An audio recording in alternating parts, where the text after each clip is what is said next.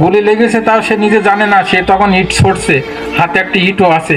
তখন আমি বলছি, ও ভাইয়া, তুমি যে এখনো দৌড়াচ্ছ, তুমি কার পিছনে দৌড়াচ্ছ? তুমি কি নিজেকে দেখেছো? তখন বলছে, না তো। তো তোমার নিচের দিকে তাকিয়ে দেখো। বুধবারের দিন ওর আম্মু ছিল ঢাকাতে, ওর আম্মুর গাড়িতে তুলে দিয়েছে। আমার ছেলে বলছিল, আব্বু আমি বাড়ি যাবো আম্মুর সাথে। আমি বললাম, না, তোমার যেহেতু ক্লাস চলছে, তুমি বাড়ি এসো না। তা বললো কি যে দেশের অবস্থা তো তুমি জানো না, ঢাকার অবস্থা খুবই খারাপ।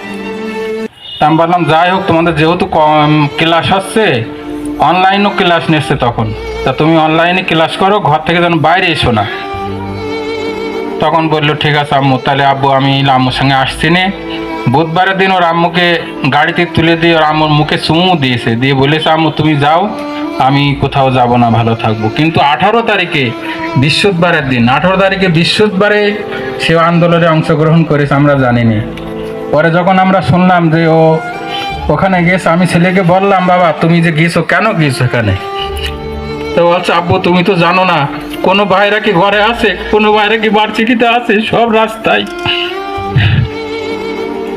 আমরা কি করে বসে থাকবো এই ঘরে?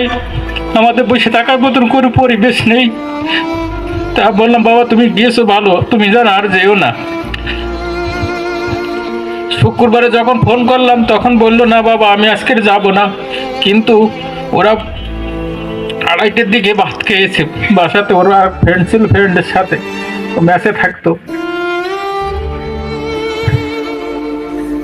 তারপরেও সে ছেলে ছিল না, সে ছেলে ওই আন্দোলনে অংশগ্রহণ করেছে। ওই দিনকে গুলি লাগে। আমার যে ছেলেটা রাস্তা থেকে তুলছিল, সে ছেলের বাড়ি ঢাকায় স্থানীয়। তার যোগাযোগ করে তার সঙ্গে আমি দেখা করার জন্য ঢাকায় গিয়েছিলাম, রামপুরা থানায়। তার ফোন দিলাম যে আমরা রামপুরা থানায় আসছি, ওসি আমাদের ডেকেছে, তো তুমি একটু আসো। তো সাথে সাথে চলে আসলো। তো সেই ছেলে বর্ণনা দিল, বলছে ওর অত্যন্ত সাহস ছিল, অত্যন্ত শক্তি ছিল। সে ছেলে যখন গুলি লেগেছে, তাও সে নিজে জানে না। সে তখন ইট ছড়ছে, হাতে একটা ইটও আছে। তখন আমি বলছি, ও ভাইয়া, তুমি যে এখনো দৌড়াচ্ছ, তুমি কার পিছনে দৌড়াচ্ছ? তুমি কি নিজেকে দেখেছো?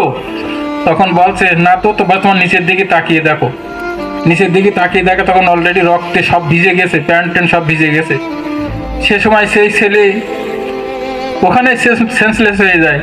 সেন্সলেস হয়ে গেলে ওই ছেলে ওকে কিন্তু ওটাই গাড়িতে করে হসপিটালে নেওয়ার জন্য চেষ্টা করে। তখন বলছে, যখন আমরা আবার গাড়িতে নিচ্ছি, আর পুলিশ এসে পিছন থেকে আমাদের পিটাচ্ছে, ওইভাবে পিটাচ্ছে। বলছে যে এত খারাপ আচরণ করলো পুলিশ ওই সময়, তা সহ্য করা যাবে না। সে কাকু আমার সঙ্গে বলছে, আঙ্কেল বিশাল অবস্থা খারাপ ছিল সেই দিন। তারপরে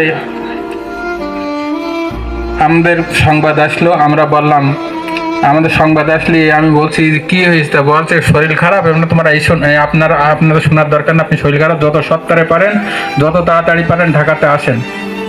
তার অবস্থা ভালো না, আপনি 1 লাখ টাকা দিতে পারছি না। আর আপনার আপনজন যদি কেউ থেকে থাকে, তাহলে আপনি তাদেরকে একটু পাঠিয়ে দেন এখানে। আমার ভাইরা ভাই ছিল, আমার এক ভাগনা ছিল, সরকারি চাকরি করেও ওই পাশে রামপুরা থানার পাশেই থাকে, ও থাকে।